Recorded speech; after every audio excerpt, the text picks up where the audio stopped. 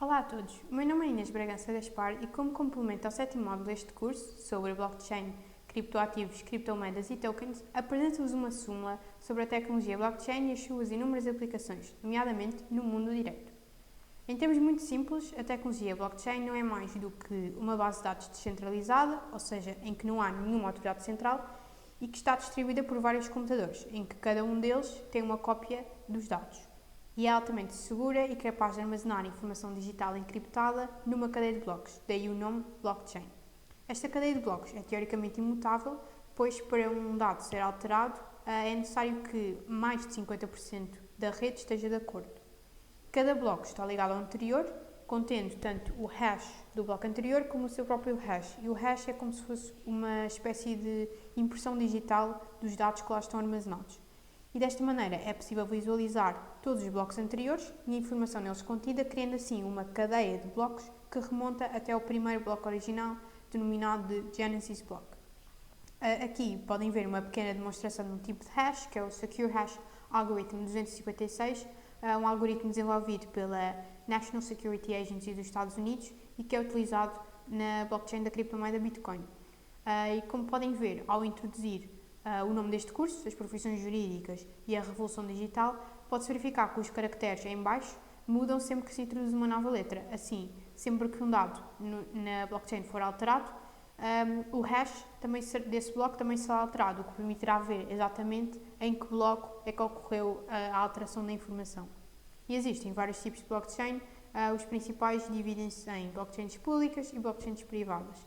As blockchains públicas, qualquer pessoa se pode associar à rede, ou seja, qualquer pessoa pode ler, gravar e validar os dados nela contidos. E são exemplos de blockchains públicas da maior parte das criptomoedas.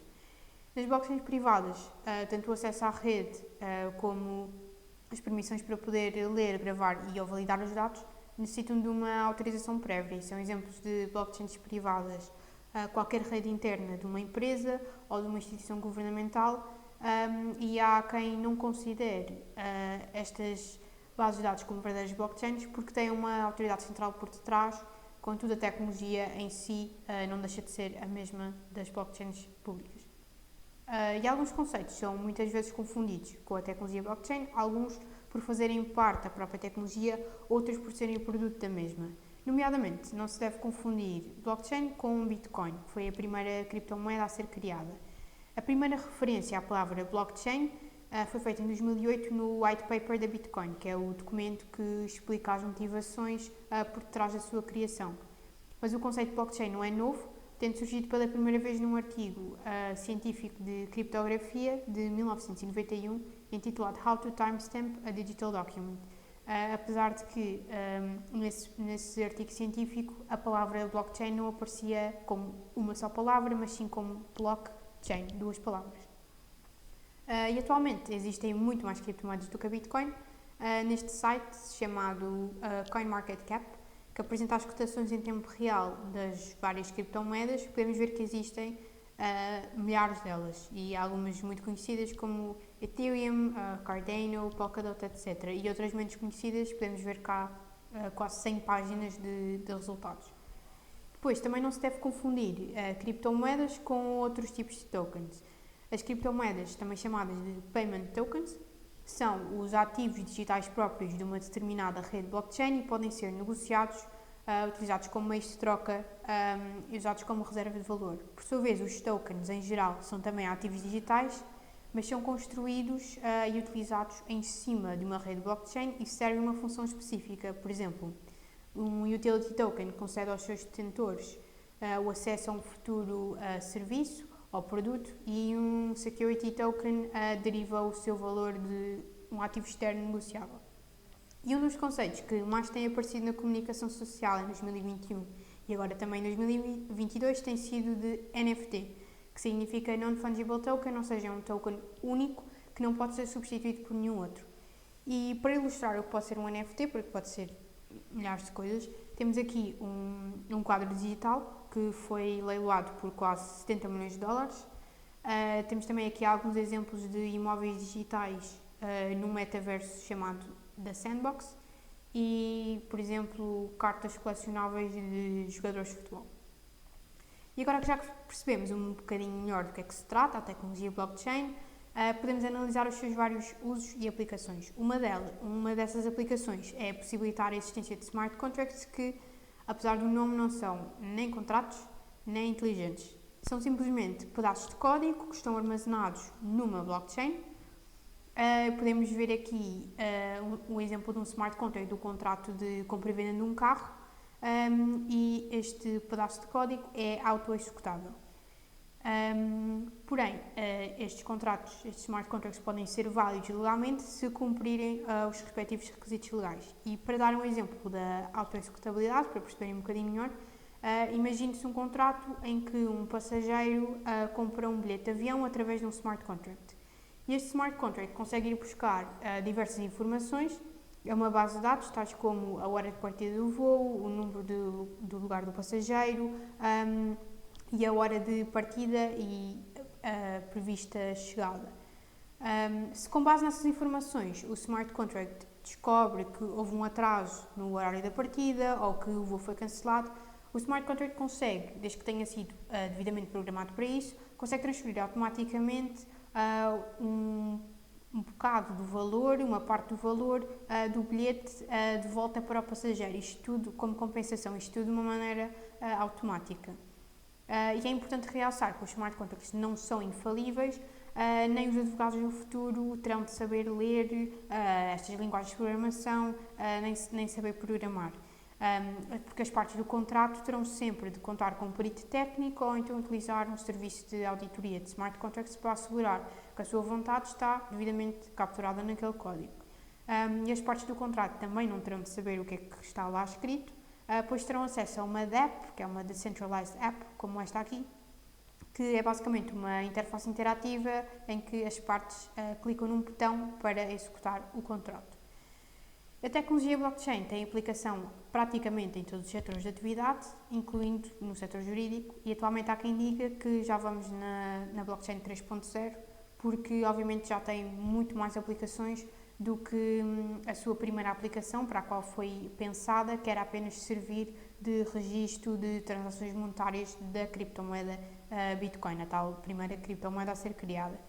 E aqui podemos ver alguns exemplos retirados de títulos de notícias sobre projetos em todo o mundo de utilização da tecnologia blockchain para armazenar vários tipos de dados, como por exemplo registros médicos, farmacêuticos, dados sobre imóveis, registros de transações monetárias, etc. Ou então para dados de gestão de cadeias de distribuição, tanto para produtos alimentares como por exemplo para projetos de sustentabilidade e reflorestação.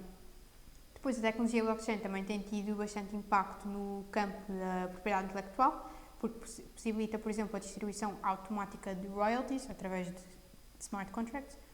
E também no setor financeiro temos vindo a assistir a várias utilizações práticas da tecnologia blockchain, que até já criou o termo DeFi, ou Decentralized Finance, por oposição a CeFi, ou Centralized Finance, que é praticada pelos bancos tradicionais. E por isso, já estamos a viver num futuro em que empresas, bancos e pessoas individuais fazem uso da tecnologia blockchain. Porque é que não usaríamos também esta tecnologia para ajudar a resolver litígios em tribunais e em centros de arbitragem? Por exemplo, no setor dos registros e notariado, a tecnologia blockchain também já é bastante utilizada porque é extremamente útil, porque permite certificar e validar qualquer tipo de documento, armazenando e garantindo que tal registro é imutável. E, por exemplo, no Brasil já há várias conservatórias do registro civil e comercial, como podem ver aqui no título da notícia, utilizam esta tecnologia. Também se pode utilizar a tecnologia blockchain para certificar documentos e apresentá-los como prova em tribunal. E alguns tribunais, tais como os cibertribunais da China ou tribunais comerciais dos estados de Ohio, Arizona e Washington, também já aceitam a prova submetida em blockchain. A tecnologia blockchain também já é utilizada para ajudar a resolver alguns dos problemas mais comuns que assombram os tribunais judiciais e centros de arbitragem, nomeadamente, tornando os procedimentos mais eficientes e seguros. A tecnologia blockchain, na sua vertente de blockchain privada, pode atuar nestes tribunais e centros de arbitragem como uma plataforma de gestão de processos, a submissão de peças processuais, a autenticação de documentos e provas, e ajuda a simplificar os procedimentos no back-office, elimina a necessidade de existir um paper trail e ajuda também a prevenir ciberataques por ser uma tecnologia altamente segura. Porém, é verdade que a sua utilização em grande escala pode levar à eliminação ou à redundância de certos empregos com funções mais administrativas. E atualmente já existem vários tribunais baseados em tecnologia blockchain. Alguns exemplos são o Tribunal Digital do Japão, o Tribunal de Blockchain do Dubai, ou centros arbitrais especializados como, por exemplo, o Tribunal Arbitral Polaco para assuntos de blockchain. E estes novos tribunais estão a ser criados não para rivalizar com os existentes, mas para resolver os novos litígios que aparecerão com a utilização mais generalizada de smart contracts e outros tipos de aplicações que a blockchain tem. Também já existem vários tribunais arbitrais descentralizados que são totalmente virtuais, como por exemplo o Aragon Court ou o CLERJ.